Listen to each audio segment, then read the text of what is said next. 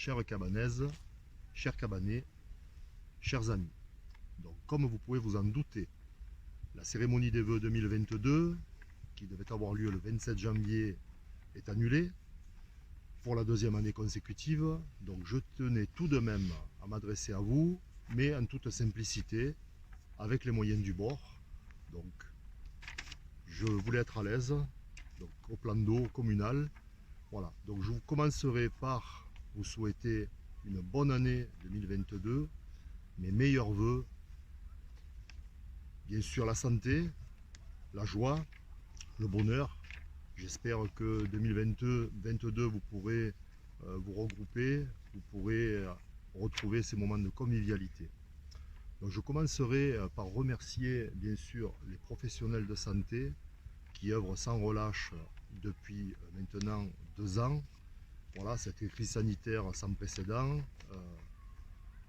C'est vrai que l'année 2022 commence encore mal. C'est vrai que les chiffres ne sont pas bons. Donc nous n'avons pas été reconfinés, mais c'est vrai que nous vivons en mode dégradé. Donc c'est les professionnels de santé, tous, que ce soit les médecins, infirmiers, je pense aussi aux employés de l'EHPAD, de la maison de retraite, œuvrent sans relâche. Donc il y a eu, vous savez, beaucoup de tests de dépistage à cabane, beaucoup de journées de vaccination. Voilà, donc je tenais à les remercier. Donc je remercie également les enseignants des deux écoles, bien entendu, l'école privée et l'école publique et l'école maternelle. Voilà, pour leur implication.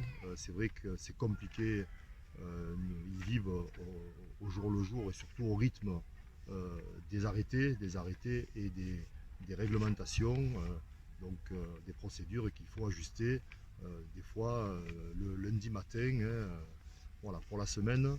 Voilà, donc je tenais à les remercier. Bien entendu, je remercie aussi le personnel communal, donc du secteur enfance-jeunesse, voilà, qui vivent des moments très compliqués. Je sais que ce début d'année est assez compliqué aussi. Je remercierai donc bien sûr tous les agents de la commune, Donc c'est vrai que nous avons mis en place le télétravail là en début d'année. La commune a investi dans du matériel informatique pour permettre à tous les postes télétravaillables de travailler à distance. Donc c'était une recommandation bien entendu de l'État et que nous avons mis en place cette année. Donc je ne vais pas vous faire la liste des travaux réalisés en 2021 puisque nous allons bientôt vous distribuer la revue municipale, si tout va bien en fin de semaine ou en début de semaine prochaine. Pour les travaux 2022, donc le gros projet de 2022, c'est les débuts de travaux pour du centre aéré. Donc centre aéré que nous allons construire donc au complexe sportif, en lieu et place justement du tir à l'arc, pour ceux qui situent derrière les tennis actuellement. Donc ce chantier devrait débuter fin du premier semestre. Voilà, si ça démarre avant, tant mieux, mais je préfère de ne pas prendre d'engagement que nous ne pourrons pas tenir. Ensuite, en 2022, commenceront aussi des études urbanistiques, donc études urbanistiques pour l'aménagement de la place, de l'îlot Villers, donc les 5000 m² du terrain Villers, et qui comprendront aussi le terrain Parisot, dans l'ancien stade. Donc c'est quand même 3 hectares qui seront réaménagés. Donc nous ne pouvons pas nous permettre de faire n'importe quoi. Et donc nous allons donc lancer des études urbanistiques pour nous guider dans ces choix et surtout sur les futurs projets. Donc pour ce qui est de la maison Villers, dans la bâtisse de maître, nous avions annoncé et nous souhaitons donc faire venir et permettre l'installation d'un restaurant. Voilà, donc nous lancerons sans doute un appel à projet courant de l'année aussi. Bon. Donc la place, bien entendu, et c'est vrai que j'en entends souvent parler, le projet place n'est pas dans un tiroir, Donc nous en parlons, mais c'est vrai qu'il nous paraissait quand même indispensable de déplacer ce centre aéré avant de commencer à se pencher sur ces travaux. Voilà, donc lors des travaux de la place, nous pourrons bénéficier d'une plateforme de stationnement provisoire qui est le parking Villers aujourd'hui. Voilà, je voulais en profiter aussi pour vous parler un petit peu de moi. Donc je suis toujours en activité, je suis enseignant au lycée professionnel de Vedène. Donc j'enseigne le métier de conducteur routier.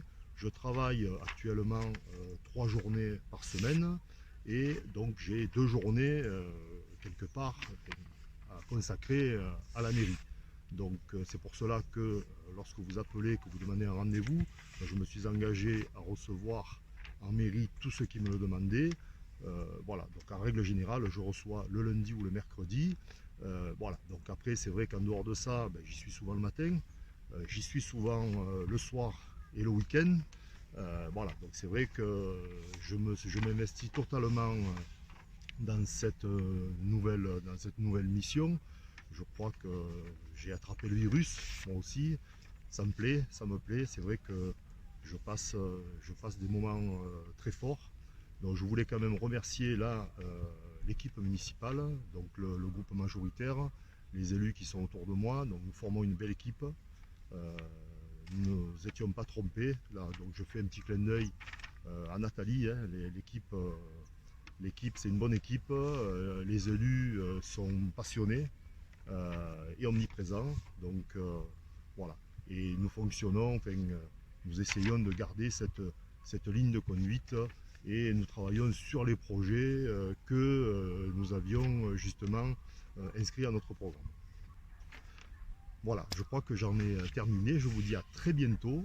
Voilà, donc vous allez avoir rapidement dans vos boîtes aux lettres la revue municipale. Voilà, à très bientôt dans le village.